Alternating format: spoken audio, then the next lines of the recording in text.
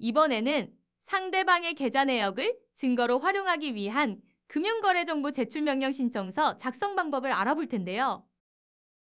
영상을 끝까지 시청하시면 금융거래정보 제출명령 신청이란 무엇인지, 사례를 통하여 어떠한 경우에 신청할 수 있는지, 신청할 때 알아야 할 관련 규정은 무엇이 있는지 알아보고, 신청서는 어떻게 작성해야 하는지, 필요한 첨부 서류는 무엇인지 확인하여 신청서를 작성할 수 있습니다. 그리고 샘플과 함께 영상을 시청하시면 내용들을 더욱 쉽게 이해할 수 있습니다. 대부분의 소송은 돈을 목적으로 진행하기 때문에 돈의 흐름을 통하여 소송 당사자들의 주장을 입증하려는 경우가 많습니다.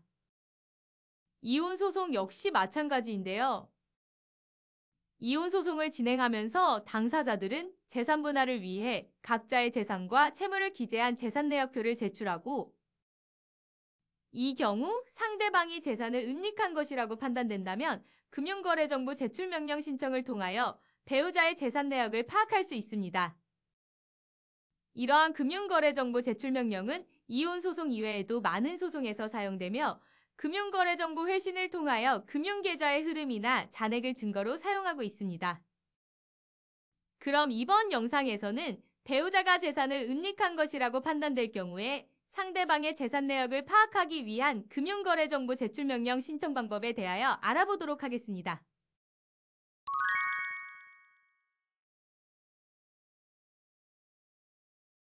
권모 씨는 배우자 김모 씨와 성격 차이로 10년 동안의 결혼 생활을 마치고 이혼 소송을 진행하고 있습니다. 그리고 재산 분할을 청구하여 함께 모은 재산을 나누려고 하는데요. 그러나 김모 씨가 제출한 재산 내역표에는 재산은 없고 5천만 원의 채무만 기재되어 있었습니다. 권모 씨는 10년간의 결혼 생활 동안 권모 씨의 급여에서 절반 이상을 김모 씨에게 생활비로 주었기 때문에 더더욱 황당하였는데요. 그래서 권모 씨는 금융거래정보 제출명령 신청을 통해 김모 씨가 그동안 받은 돈을 어디에 사용하였는지 혹은 은닉하였는지 확인하기로 결심합니다.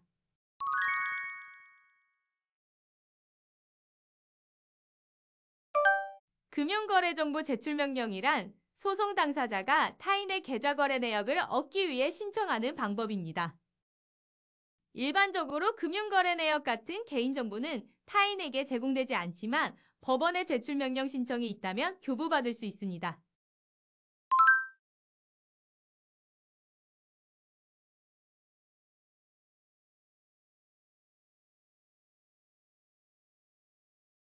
그리고 제출명령을 신청할 때에는 거래자, 즉 계좌명의자의 인적사항과 사용 목적, 요구하는 정보 등의 내용을 반드시 기재하여 제출해야 합니다.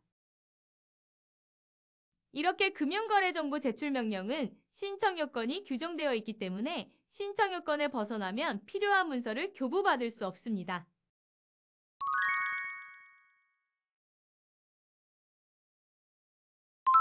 신청서를 작성하기 위해서는 가장 먼저 진행 중인 사건 번호와 원고와 피고를 간략하게 표시하여 줍니다. 신청 취지는 위 사건에 관하여 원고는 주장 사실을 입증하기 위하여 다음과 같이 금융거래정보 제출명령을 신청한다 라고 기재하고 당사자의 명칭은 자신의 상황에 맞게 수정합니다. 그리고 대상기관의 명칭과 주소에는 상대방의 계좌를 보유하고 있는 금융기관의 본사 주소를 기재합니다.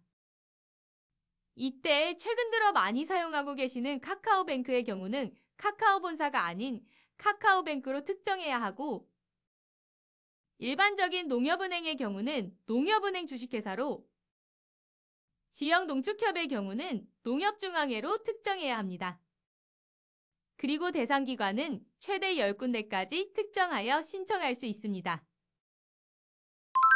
명의인의 인적사항에는 계좌 명의인을 특정하기 위해 이름과 주민번호를 기재합니다. 만일 특정 계좌의 거래 내역만 조회하는 경우에는 해당 계좌번호를 함께 기재하고 이번 사례처럼 명의인이 개설한 모든 계좌의 거래 내역을 조회하는 경우에는 계좌 명의인의 이름과 주민번호만 기재합니다. 요구 대상 거래 기간은 내가 조회하고 싶은 거래 기간을 기재합니다. 실무적으로는 최대 3년까지 조회가 가능하고 만일 3년 이상의 거래 내역을 조회하고 싶다면 다음 사용 목적 항목에서 그 이유를 충분히 설명해야 합니다. 그리고 전자소송의 경우에는 거래 기간의 시작 연도를 2012년부터 선택할 수 있는데요. 만일 2012년 이전에 거래 내역을 조회하고 싶다면 재판부 허가를 받은 후에 신청이 가능합니다. 사용 목적은 해당 계좌 거래 내역이 필요한 이유를 기재합니다. 이혼 소송으로 인한 재산 분할을 위해 신청하는 경우는 배우자가 재산을 은닉하였다는 주장이 타당하여야 하는데요.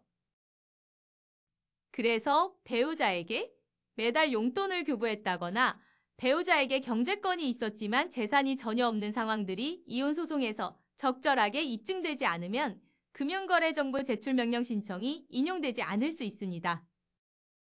그래서 이번 사례에서는 계좌거래 내역을 통하여 상대방의 지출 규모나 재산 상황을 파악하고 이혼에 따른 정확한 재산 분할 대상이 되는 피고의 재산 범위를 특정하기 위한 것이라고 기재하였습니다. 요구되는 금융거래정보 등의 내용에는 필요한 문서의 내용을 기재합니다. 이번 사례에서는 피고 가계서란 모든 계좌의 거래 내역을 확인하기 위해 피고 김모 씨 이명 1호 개설된 모든 계좌의 요구 대상 거래기간 동안의 거래 내역 일체라고 기재하였습니다. 모두 작성한 신청서는 사건이 진행 중인 법원에 제출하고 금융기관의 수만큼 각 2,000원씩 통보 비용을 납부해야 합니다. 접수가 완료된 신청서는 각각의 금융기관에 송부하고 제출명령을 받은 금융기관들은 신청 내용에 따라 회신서를 법원으로 송부합니다.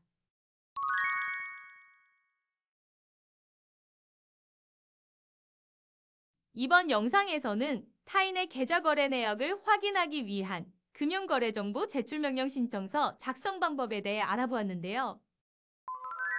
소송 절차에서 반드시 필요한 금융거래정보가 있다면 금융거래정보 제출명령 신청을 통하여 얻을 수 있습니다.